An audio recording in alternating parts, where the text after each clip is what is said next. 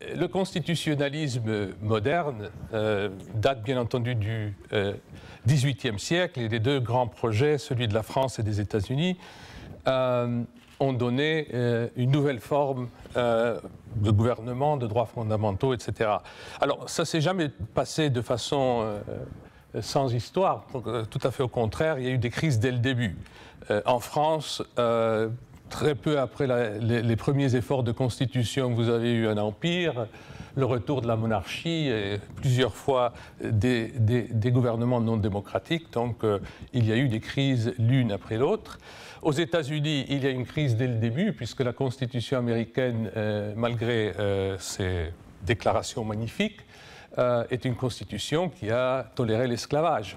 Il a fallu une guerre civique pour se débarrasser de la partie de la Constitution américaine qui est certainement pas en mesure, selon les notions modernes de constitutionnalisme. Donc l'idée de crise, surtout au sort du XXe siècle, où le constitutionnalisme a été certainement a eu plusieurs crises. Il a été contré par le nazisme et le communisme, stalinisme et d'autres formes non constitutionnelles de gouvernement. Donc c'est vrai, comme tu le dis Dominique, qu'aujourd'hui nous sommes dans une situation très différente. Je dirais même qu'il y a dans un certain sens, il y a une universalisation du constitutionnalisme. Après la Deuxième Guerre mondiale, commençant par l'Allemagne et le Japon, sortant de la guerre et ayant obtenu leur constitution. Ensuite, il y a eu l'Espagne, la Grèce, le Portugal dans les années 70, tous les pays ex-communistes d'Europe centrale et de l'Europe de l'Est dans les années 90, l'Afrique du Sud, etc., etc. Beaucoup de pays d'Amérique latine, après la dictature, sont entrés plein dans le constitutionnalisme. Et de plus, on a commencé à voir que le constitutionnalisme ne se limitait pas à l'État-nation, mais qu'il atteignait de nouvelles frontières. Alors, ce qui est de plus évident, c'est naturellement l'Union européenne. Alors, si on se place à la fin de 2004, tous les membres de l'Union européenne de l'époque avaient accepté leur traité constitution, donc une constitution transnationale, et il y a même ceux qui prétendent que la Charte des Nations Unies est l'élaboration d'une constitution globale. Elle n'est pas complète, il y a pas mal de problèmes, mais on peut voir l'esquisse d'un projet de constitutionnalisme au niveau global, au niveau transnational, Union européenne, et pourquoi pas d'autres régions qui pourraient suivre. Du point de vue des droits fondamentaux, on a toutes les conventions de droits fondamentaux, comme il y a la Cour de Strasbourg, la Convention européenne, de nouveau c'est la plus visible, mais il y a une convention aux Amériques. Nous, les États-Unis, on ne l'observe pas tellement, mais elle a quand même sa propre cour, sa propre jurisprudence. Il y a des conventions des droits de l'homme un peu partout. Donc, tout semble aller dans la bonne direction. Est-ce qu'il y a des crises? Oui, la constitution de l'Europe, c'est vous les Français, et avec vos voisins néerlandais qui l'ont tuée en 2005. Est-ce qu'elle a été rétablie? Est-ce que le traité de Lisbonne est comme une constitution? Ça, on peut débattre là-dessus. Mais je dirais qu'à partir de 2004, nous avons certains problèmes. Alors, pour l'essentiel de ma thèse, c'est pas que le constitutionnalisme et les constitutions ont disparu, c'est juste le contraire. C'est très à la mode d'avoir une constitution, tout le monde a des constitutions, l'Égypte vient de se donner une constitution, la Hongrie vient de se donner une nouvelle constitution. D'ailleurs, du point de vue du constituant hongrois, c'est la constitution qui donne finalement la démocratie constitutionnelle à la Hongrie, puisque ce qui s'est passé après la révolution de 1990 en Hongrie, c'est que la constitution de 1949, qui est une constitution communiste, a été amendée. Elle a été amendée complètement, mais l'Hongrie ne s'est pas donné une nouvelle constitution. Il y a une seule disposition qui restait de la vieille constitution communiste, c'est que Budapest est la capitale de la Hongrie. Tout le reste a basculé par des amendements. L'économie socialiste est devenue une économie de libre marché, la propriété privée a été protégée, etc., etc. Alors, mon propos, ma thèse, c'est que cette crise, ou crise au pluriel, dans le sens que je crois que cette crise, en fait, a un élément commun. Alors, ce sont des crises au pluriel dans le sens qu'elles affectent les constitutions des États-nations et les constitutions transnationales, s'il y en a. Mais ce qui est unique, d'après moi, ce qui rend cette crise différente aux autres crises, c'est que ce qui s'est passé, ou ce qui est en train de se passer, c'est que le discours du constitutionnalisme, la rhétorique du constitutionnalisme, les structures et formes du constitutionnalisme sont utilisées contre disons, l'esprit du constitutionnalisme. Alors, je vais essayer de démontrer cette thèse en parlant d'abord de deux constitutions de 2012, c'est celle de la Hongrie et celle de l'Égypte, du problème de ce que l'on peut appeler le problème constitutionnel de l'Europe, qui a été, disons, aggravé par la crise de l'euro, mais aussi de ce que je vois comme une espèce de le constitutionnalisme qui se mine par l'intérieur dans des pays qui sont les grands bastions du constitutionnalisme moderne, donc les États-Unis, la France et l'Allemagne. Je donnerai des exemples. Alors, bien entendu, ça ne veut pas dire que tout disparaît, ça ne veut pas dire qu'il n'y a pas des progrès dans certains sens, mais c'est très préoccupant que le discours et l'idéologie du constitutionnalisme est utilisé à des fins qui me semblent contraires à l'esprit du constitutionnalisme tel qu'il a apparu à Paris et à Philadelphie à la fin du XVIIIe siècle. Donc, pour illustrer ce que je veux dire, prenons la constitution de la Hongrie, car il me semble que c'est un exemple très frappant. Alors, avant cette nouvelle constitution qui a été élaborée en 2011 et qui est entrée en vigueur le 1er janvier 2012, la Hongrie avait une constitution libérale. Elle avait transformé le système politique et la démocratie qu'elle a acquis à la fin de la période de domination soviétique dans une constitution libérale. Les droits étaient protégés, la presse était libre, il y avait séparation entre État et religion. Et qu'est-ce qui se passe en 2011 ?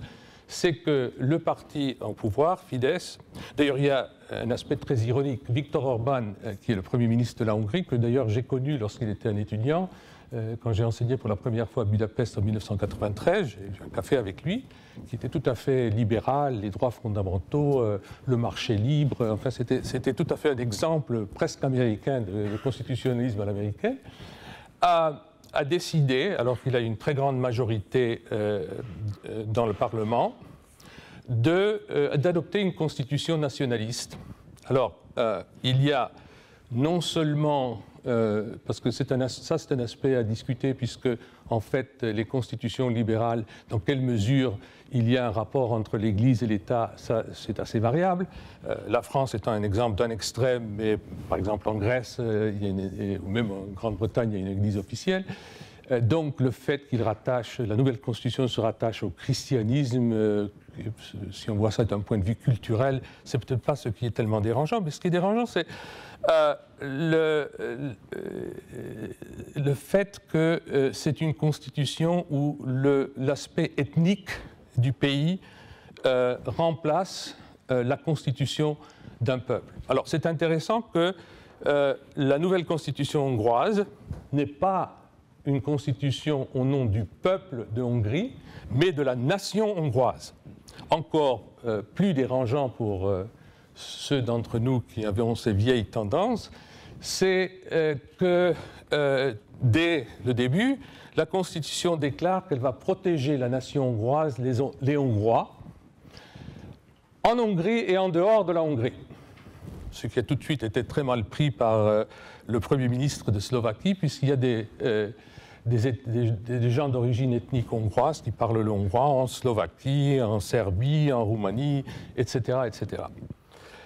Deuxièmement, il faut aussi mettre ça dans un contexte. Il y a un affaiblissement des institutions qui sont traditionnellement, qui garantissent les droits fondamentaux, surtout de la Cour constitutionnelle, et de ses pouvoirs et du personnel. Et il y a ce qui a été extrêmement critiqué, d'ailleurs, la Commission de Venise a fait un rapport très critique. Plusieurs parlementaires européens et même ministres d'Allemagne, par exemple, ont fait de grandes critiques. Mais il faut mettre ça dans un contexte. À côté du fait que Fidesz, le parti des nationalistes de droite, a une grande majorité, il y a un parti tout à fait extrémiste qui s'appelle Jobbik, qui a reçu 17% des places au Parlement de la Hongrie. Alors, Jobbik, c'est un parti extrêmement anti-roma et antisémite. Il a même déjà conduit des tueries de population roma dans certains villages en Hongrie. Et naturellement, Orbán a dit « moi, j'ai rien à faire avec ça ». Il a nié, mais il y a quand même beaucoup de politiques qui sont communes. Alors, c'est la revendication d'un nationalisme, d'une idéologie ethnique qui nous fait rappeler les années 30. D'ailleurs, je crois que c'était le Frankfurter Allgemeiner, a dit que la rhétorique de Jobbik avait une rhétorique antisémite qui était pire de ce qu'on avait entendu dans les années 30 en Allemagne. Alors, lié à tout ça, il y a l'ethnie, les Hongrois, et donc pas de protection aux minorités, c'est-à-dire qu'il y a beaucoup moins de protection des minorités dans la nouvelle constitution, mais ce qui du point de vue constitutionnel est même encore plus grave, peut-être, c'est le fait d'avoir, Fidesz s'est débrouillé pour avoir des institutions administratives, tout ça avec des lois spéciales, où ils placent leurs alliés pour beaucoup d'années, c'est-à-dire parfois 20-30 ans, ce qui garantit, par exemple, il y a eu des critiques sur les contrôles sur la presse, ce qui garantit qu'ils auront le pouvoir même s'ils perdent les élections à venir. Donc ça, c'est très préoccupant, mais c'est tout au nom d'une constitution, c'est fait au nom d'une constitution, et c'est l'esprit constitutionnel, et c'est la première constitution non communiste de la Hongrie. Passons à l'Égypte. L'Égypte est naturellement, tu as tout à fait raison, il y a le printemps arabe, les démonstrations en Égypte, il y a vraiment quelque chose de tout à fait inspirant à ce qui s'est passé en Égypte. Alors, la constitution de l'Égypte, et en Hongrie et en Égypte, une des critiques, c'est que l'élaboration de la Constitution s'est faite sans l'intervention de la majorité des citoyens. Alors, les gens en dehors du Fidesz n'ont pas participé à l'élaboration de la Constitution hongroise. Il y a eu beaucoup de critiques que la Constitution égyptienne, l'opposition laïque n'a pas vraiment participé, n'a pas accepté le projet.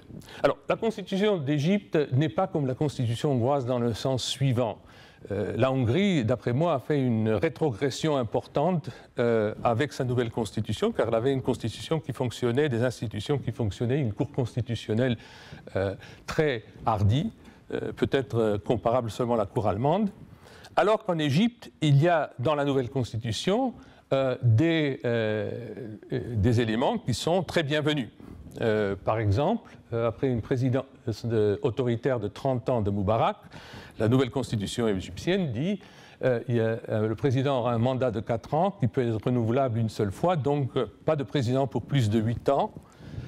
Il y a des droits, par exemple, si on lit les droits au sujet les gens qui sont arrêtés, les droits de la défense, les droits dans le système pénal sont comparables aux droits qui existent aux États-Unis.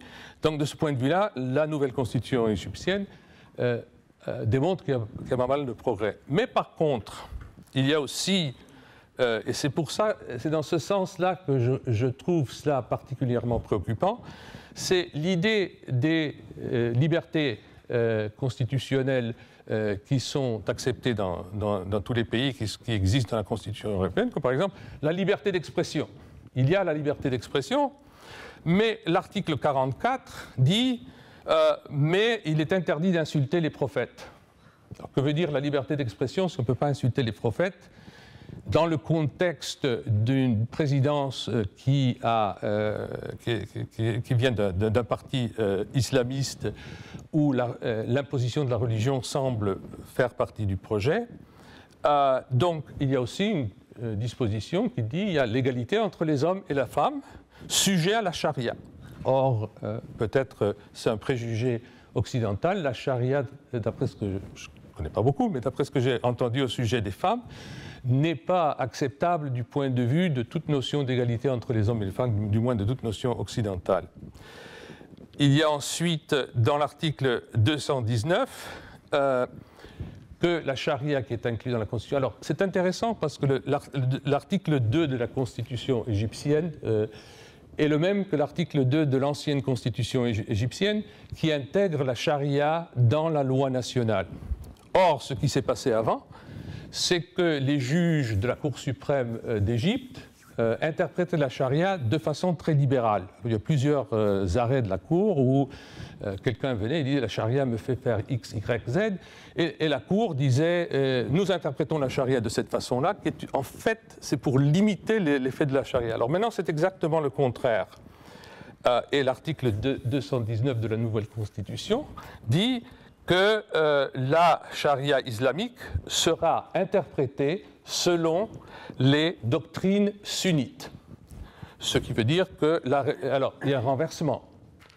Langage constitutionnel, rapport entre charia et loi parlementaire, mais dans l'ancienne Constitution, ça veut dire que les juges ont un certain pouvoir pour limiter ce qui leur semble le moins démocratique et le moins libéral dans la charia. D'ailleurs, en note de bas de page, je pourrais dire que c'est la même chose que fait la Cour suprême d'Israël, qui lit la loi rabbinique, mais l'interprète de façon à la limiter. Alors, l'Égypte et Israël, de ce point de vue-là, avaient une procédure assez équivalente. Maintenant, c'est le contraire. Maintenant, il faut que la loi laïque soit soumise à la charia selon les doctrines sunnites.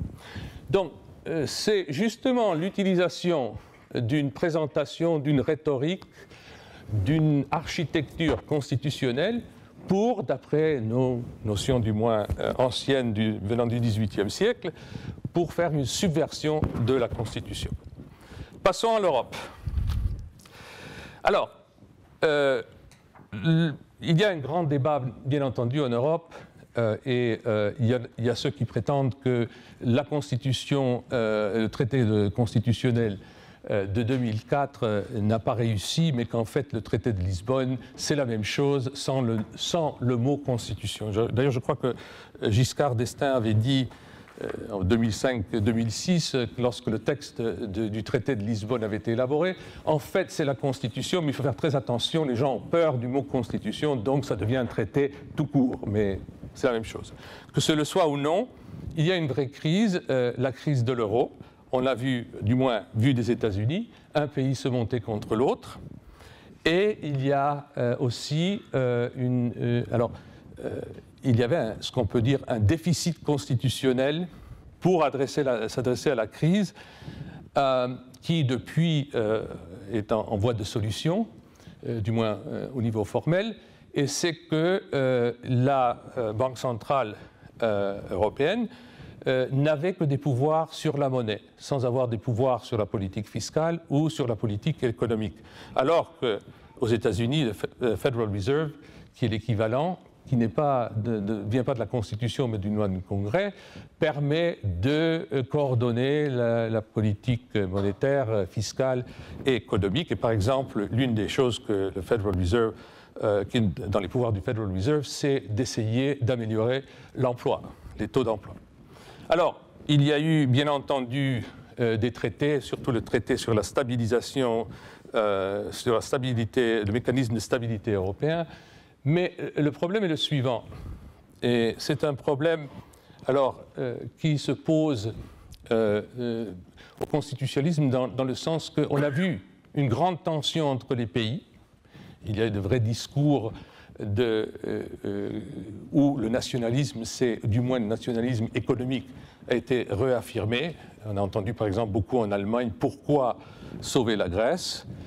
Pourquoi ne pas essayer de recombiner l'Union européenne ou d'exclure ceux qui ont des problèmes économiques, quoique la zone euro devrait les unir. Donc il y a ce problème politique qui a bien entendu des répercussions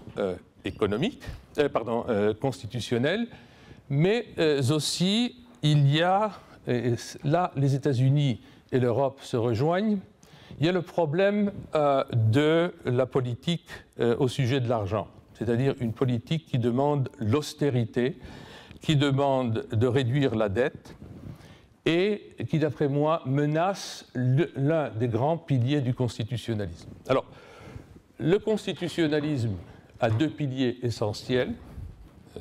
Je simplifie, mais du point de vue de cette crise, je crois que c'est important de le voir de cette façon. D'une part, il y a les droits fondamentaux, et d'autre part, il y a un parallèle entre le constitutionnalisme et ce qu'on appelle la justice distributive. Question de justice distributive ne se pose que s'il y a une situation où il y a une situation de manque relativement, disons, pas trop grand. C'est-à-dire, une fois qu'il y a, par exemple, des excès de pauvreté dans une société qui n'a pas suffisamment de richesse n'a pas de richesse suffisante pour que tout le monde puisse avoir ce qu'il veut, mais elle a une richesse suffisante pour qu'il y ait des politiques de redistribution qui, selon différents critères de justice, permettent à la société de devenir une société juste. Il en est de même avec le constitutionnalisme. Il faut qu'il y ait un certain équilibre pour que le citoyen puisse participer, pour qu'il y ait, après tout, une vie politique, sociale et économique où il n'y ait pas des extrêmes de richesse et de pauvreté.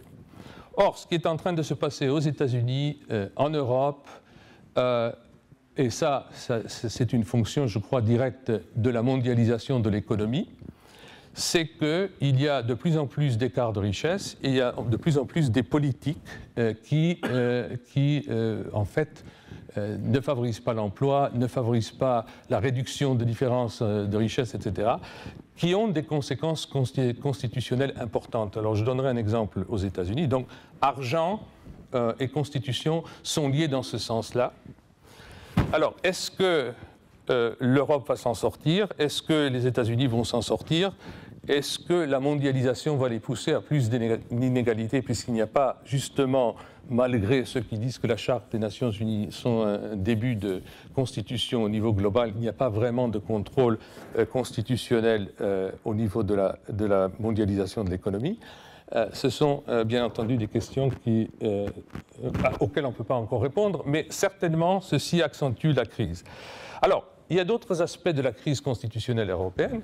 Par exemple, je prends vos voisins, les Britanniques, et alors ils sont contre la charte de droit de l'Union européenne. Ils font des bruits contre la Cour de Strasbourg et la Convention européenne des droits de l'homme. Ils ne veulent bien entendu pas se joindre à l'Europe au niveau de l'économie, donc seront-ils des membres associés de deuxième ordre? Donc il y a des signes préoccupants de ce côté-là aussi. Et ça aussi, c'est une crise, je crois, ça contribue à la crise qui existe en Europe. On se demande aux États-Unis, mais peut-être on est un peu naïf, est-ce que l'Europe va survivre, disons l'Union européenne en tant que telle, ou est-ce que finalement il y aura une fragmentation, les riches seront parmi eux, ils ont expulsé ou marginalisé les autres? Donc ceci pose une question générale au constitutionnalisme transnational. Et pour le moment, on n'a pas d'autre exemple. Je finis par faire une petite excursion envers les pays où le constitutionnalisme, du moins en principe, va très bien. Alors, tu nous as parlé de la France. Je ne vais pas prétendre parler de la France beaucoup, mais j'ai un seul exemple. Mais aux États-Unis, ceci s'est passé après que j'ai donné le titre de ma conférence, donc c'est assez récent. Un professeur de droit connu aux États-Unis a écrit un article dans le New York Times, une éditoriale dans le New York Times, où il a dit qu'il faut abolir la Constitution américaine. Alors, c'est assez hardi, bien entendu, mais pourquoi faut-il abolir la Constitution américaine? Parce qu'il dit qu'elle est la cause directe du fait que le gouvernement fédéral ne marche plus. Il est paralysé. Alors, on a le collège électoral qui nous a donné Bush contre Gore et beaucoup d'autres malheurs. Au lieu d'élire le président directement au suffrage universel, il y a cette vieille méthode où la majorité... Il y a plusieurs fois, ce n'est pas seulement Bush contre Gore, ça c'est simplement l'occasion la plus récente, où celui qui a la majorité des voix n'est pas élu président. Ensuite, il y a les mécanismes, parce que c'est une question de poids et de contrepoids, entre le Congrès et le président, sont tels que maintenant ça ne fonctionne plus du tout. Alors, depuis plusieurs années, on est bloqué. Alors, il faut rejeter tout ça. C'est vrai, les droits fondamentaux, c'est très bien, mais structurellement, la Constitution américaine doit être rejetée. Mais je ne vais pas me concentrer là-dessus, je vais me concentrer sur les deux questions qui sont au centre de mon analyse, argent et droits fondamentaux. Alors, du point de vue d'argent, j'ai déjà dit, il y a un parallèle entre la justice distributive et comment la Constitution s'occupe de la distribution de la richesse ou l'organisation de l'économie, etc. Et au point de vue des droits fondamentaux, il y a toujours une question d'équilibre entre l'individu et le groupe. Alors, les excès en Hongrie et en Égypte, on peut dire que ce sont des excès où le groupe prend beaucoup trop de force contre les intérêts de l'individu. En Hongrie, c'est le nationalisme et l'ethnie. En Égypte, c'est apparemment une version de la religion musulmane. Aux États-Unis, en France et en Allemagne, il y a des exemples récents où il semble qu'il y a un individualisme excessif. Or, l'individualisme excessif est aussi dangereux que d'éliminer l'individu en faveur du groupe. Alors, il faut rappeler tout simplement pour point de départ que le grand génie du constitutionnalisme moderne, d'ailleurs qui s'est basé sur le rejet du féodalisme, c'est que dans le monde féodal, l'individu ne comptait pas. On faisait partie d'un groupe social où on avait sa place. Alors, d'un point de vue légal et d'un point de vue institutionnel, on ne comptait pas en tant qu'individu. Ce qu'a fait la Révolution française et la Révolution américaine, c'est de donner sa place à l'individu. Or, ça ne veut pas dire qu'on élimine le groupe, mais ça veut dire qu'on doit repenser la relation entre l'individu et le groupe. Alors, l'exemple français, je crois, le plus frappant, c'est l'idée de Jean-Jacques Rousseau, qu'il y a l'individu privé, c'est-à-dire le bourgeois, et il y a le citoyen, et donc il faut que le citoyen puisse faire abstraction de plusieurs aspects du bourgeois qui est lié à des groupes, à une religion, etc., pour constituer l'esprit civique. Donc il y a toujours cette tension entre l'esprit civique du citoyen et les intérêts privés de l'individu qui sont toujours reliés à des appartenances à des groupes divers.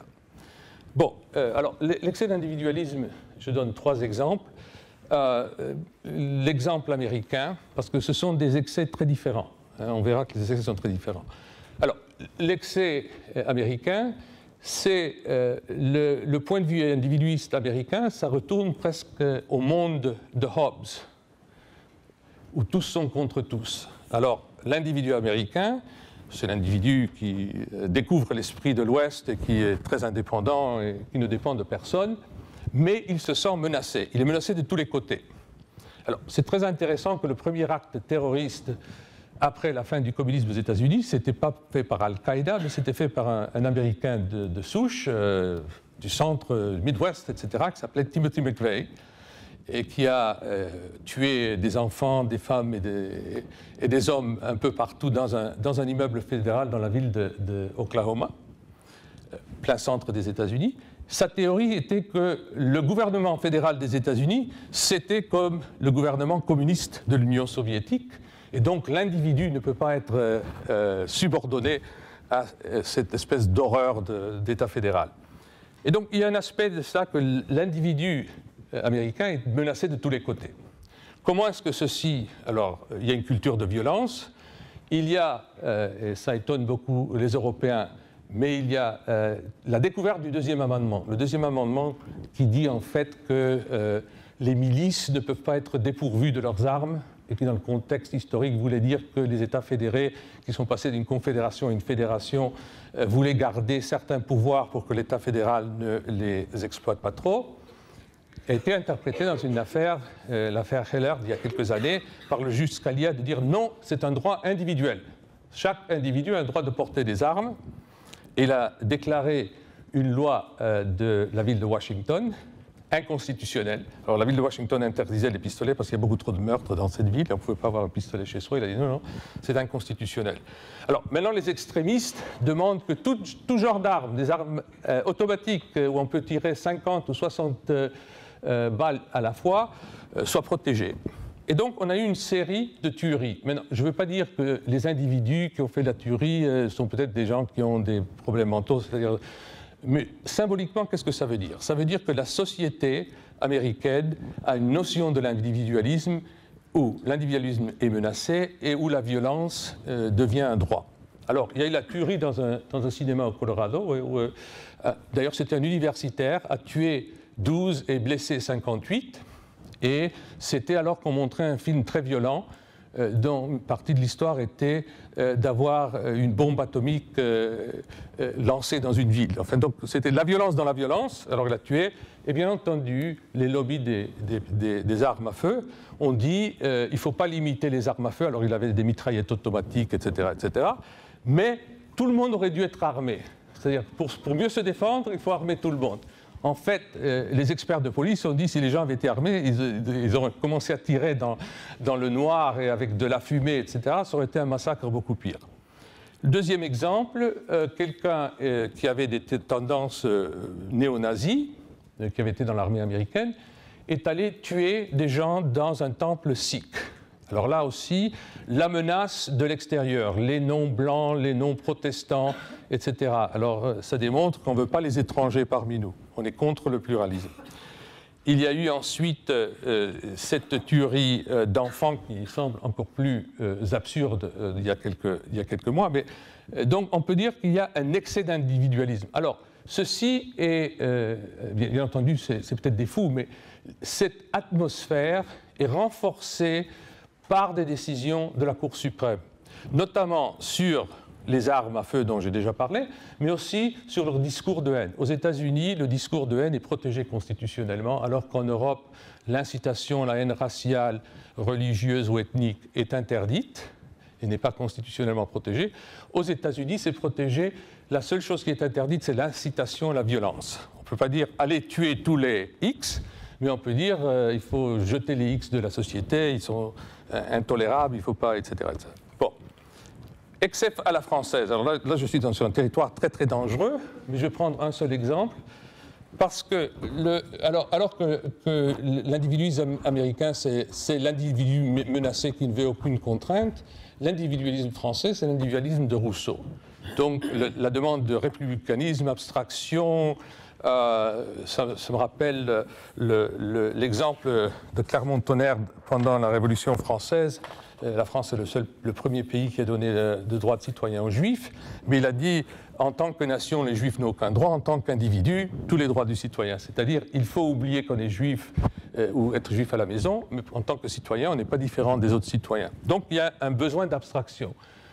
Ce qui, en France, est démontré, de nouveau, ce n'est pas très bien compris par nous, Américains, et beaucoup d'autres Européens d'ailleurs aussi, cette notion qu'on ne peut pas porter le voile à l'école, la loi contre la burqa, etc., démontre cet esprit de ce que j'appelle l'excès d'individualisme dans le sens de l'abstraction.